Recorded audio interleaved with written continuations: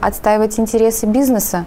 Ну нет, я иду туда отстаивать интересы Республики Коми, скорее, нежели там конкретного бизнеса или не бизнеса. Это вопросы, связанные и с ЖКХ, и с экологией.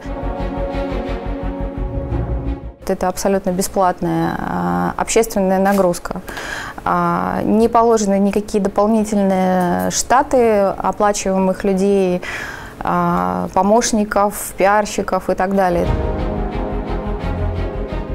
Наверняка он знает про то, что есть такой человек Чуракова Анна Викторовна. Я знаю, что есть Сергей Анатольевич Гапликов, но личного общения у нас с ним нет.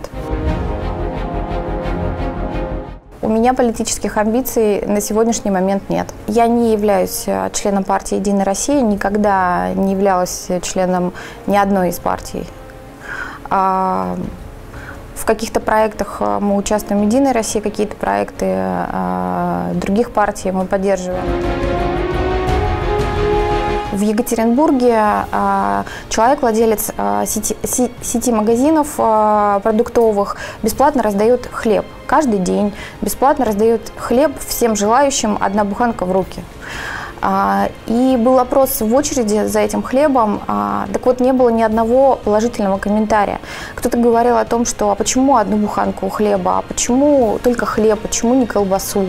То есть нигде, ни разу ни один человек не сказал, что о, это хорошо, да, он молодец, да, он приносит пользу своему обществу.